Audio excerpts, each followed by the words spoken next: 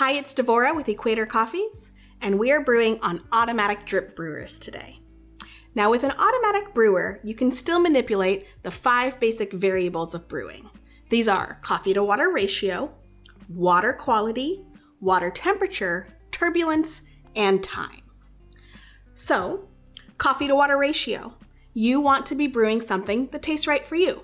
Generally, that 1 to 15 to 1 to 17 range. So it means even in an automatic brewer, you want to be weighing your water and your coffee. For water quality, make sure you're using filtered water when you're filling up your brew tank. If you're somewhere where you need to use bottled water, make sure you're not using distilled water. You want a little bit of mineral content to pull compounds out of your coffee.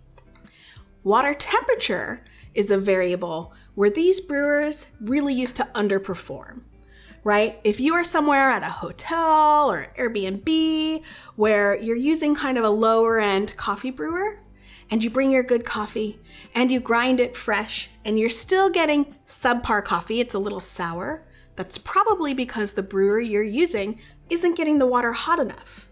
Now these machines from Bonavita, Breville, and Fellow get the water hot enough to properly extract. They're going over 205, and you can even program your water temperature on the Fellow. Pretty fun. Turbulence is another brew variable that we want to manipulate. You can program in how long you're brewing for and pulses on these brewers.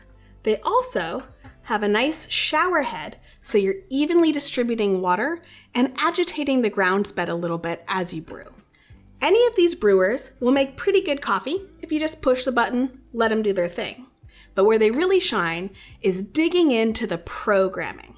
Let's brew a pot together on the Breville Luxe brewer. I want to brew a whole liter of coffee. So for a 15 to 1 ratio, that means 66 grams of coffee. Freshly ground, ready to go. I've ground this coffee a little bit coarser than medium. Before I brew, let's look at the programming. So I go in to custom programming, and you'll see there's brew variables I can manipulate. Starting with the bloom volume, I can say I want a low amount of water, medium, or high. That means the machine is going to dispense a percentage of the water and then pause, which is great, especially when brewing with fresh coffee. Because I'm brewing a liter, which is actually just a medium batch on this brewer, I'm going to use the medium volume. Let's save that.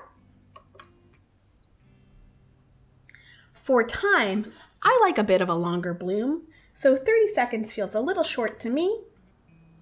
Let's take that up to 40. Press to save. Brew temperature. Remember, this is a variable I said these machines have greatly improved on their historical counterparts. So let's take our brew temperature up above that 200 mark. 204 will be great for this medium roast coffee. If you're brewing a super light roast and you want to extract more from it, you could try brewing at an even higher temperature. This machine goes all the way up to 208. Let's save the 204 and go to flow rate. Now, a higher flow rate will dispense more water at once, causing more agitation, more extraction. For our medium roast and brewing just a liter, I don't think we need a high flow rate. Let's take it to a medium and save. Backing out of this programming will save my custom brew recipe.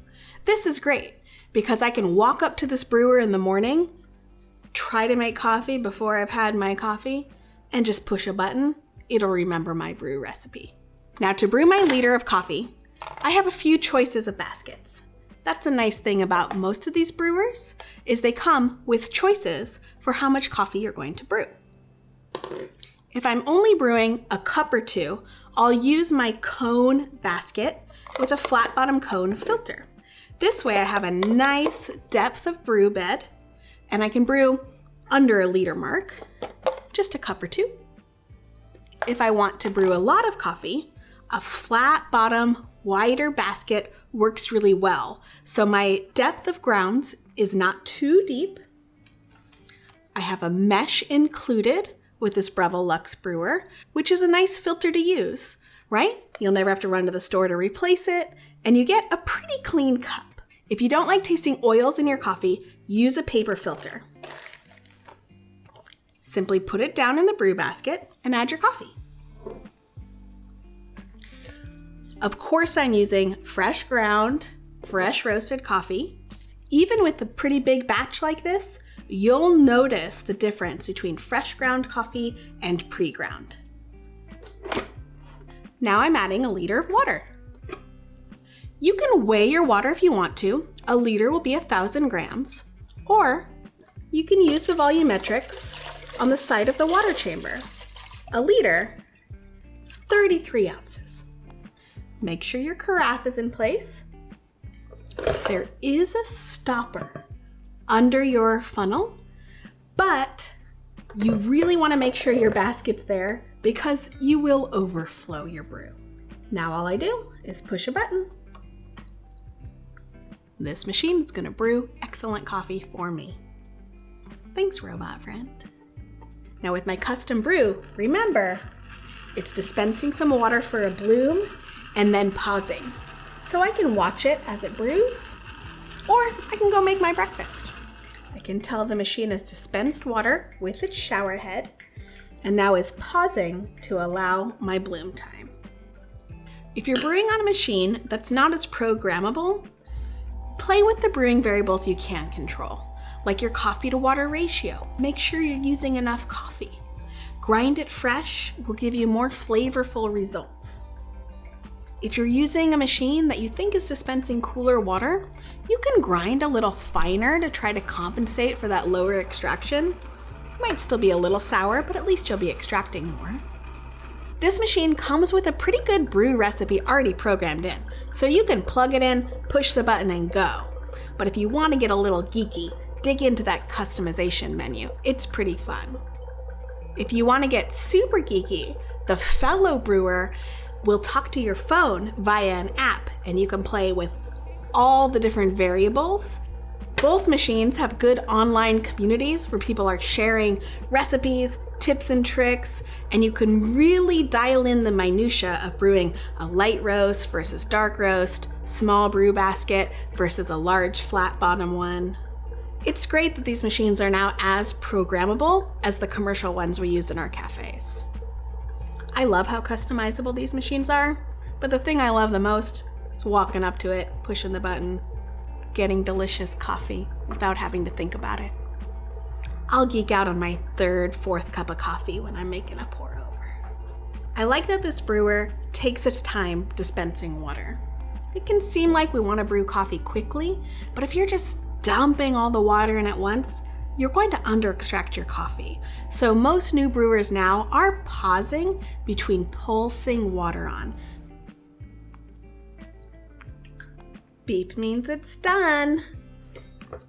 Another great feature about this brewer is you'll notice it started counting up right when it was done brewing, so you'll never be drinking coffee that's too old. The carafe keeps it hot for a long time, but you don't want to drink coffee that's more than 45 minutes, an hour old. It'll start to get sour. Here I've got my liter of coffee, plenty to share. It's great to have one of these brewers if you are hosting brunch or have a big family or drink a lot of coffee. Also, this brewer will keep up for small offices.